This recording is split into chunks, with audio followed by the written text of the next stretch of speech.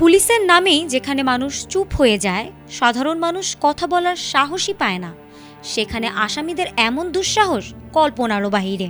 এমনই এক অবিশ্বাস্য ঘটনা ঘটে গেছে গতকাল ময়মনসিংহ নগরীতে, যেখানে আসামিকে ধরতে গিয়ে উল্টো হামলার শিকার হয়েছে পুলিশ। আর এই ঘটনার বাস্তবতা যেন সিনেমাকেও হার মানাবে।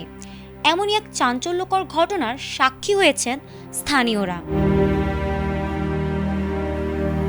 গতকাল বিকেলে ময়মনসিংহ নগরীতে স্বাভাবিক পরিস্থিতি যেন মুহূর্তের মধ্যে পাল্টে যায়।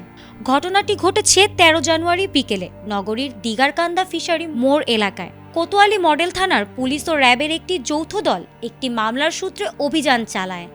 অভিযানের অংশ হিসেবে ওই এলাকার বাসিন্দা আরিফুল ইসলামকে আটক করা হয়। জানা গেছে, রাসেল নামের এক ব্যক্তিকে কুপিয়ে ও পিটিয়ে গুরুতর আহত করার অভিযোগে আসামি আরিফুল ইসলামকে গ্রেপ্তার করে পুলিশ। বর্তমানে রাসেল রাজধানীর পঙ্গু হাসপাতালে আশঙ্কাজনক অবস্থায় চিকিৎসাধীন রয়েছেন। পুলিশ জানিয়েছে, আইনগত প্রক্রিয়ায় থানায় নেওয়া হচ্ছিল অভিযুক্ত আরিফুল ইসলামকে। থানায় নেওয়ার পথেই পরিস্থিতি জটিল হয়ে ওঠে। পুলিশের গাড়ি ফিশারি মোড় এলাকায় পৌঁছালে কয়েকজন ব্যক্তি গতিরোধ করে। প্রথমে কথা কাটাকাটি হলেও অল্প সময়ের মধ্যেই পরিস্থিতি নিয়ন্ত্রণের বাইরে চলে যায়। অভিযুক্তের বাবা সাগর আলীর নেতৃত্বে একদল লোক লাঠিসোঁটা ও দেশীয় অস্ত্র নিয়ে পুলিশ সদস্যদের ওপর হামলা চালিয়েছে। এই হামলায় অন্তত 5 পুলিশ সদস্য আহত হয়েছেন। ঘটনাস্থলে হঠাৎ বিশৃঙ্খলা তৈরি হলে স্থানীয়দের মধ্যে আতঙ্ক ছড়িয়ে পড়ে।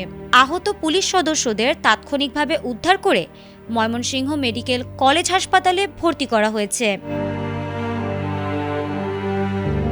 হামলার এক পর্যায়ে পুলিশের হেফাজত থেকে আটক ব্যক্তি আরিফুল ইসলামকে হাতকড়া সহ ছিনিয়ে নেয়। প্রকাশ্যে এমন ঘটনার পর এলাকায় আইন শৃঙ্খলা পরিস্থিতি নিয়ে উদ্বেগ তৈরি হয়েছে।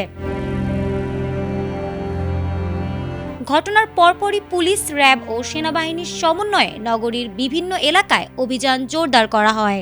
রাতভর অভিযানে আরিফুল ইসলামের বাবা সহ মোট 7 জনকে গ্রেপ্তার করা হয়েছে। পুলিশ জানিয়েছে, হামলা ও আসামি ছিনতাইয়ের ঘটনায় জড়িত অন্যদের শনাক্ত করতে তদন্ত ও অভিযান অব্যাহত রয়েছে। এ ঘটনায় জড়িতদের বিরুদ্ধে আইনানুগ ব্যবস্থা নেওয়া হবে বলে জানিয়েছে সংশ্লিষ্ট কর্তৃপক্ষ। ফারহানা হক, ATN বাংলা।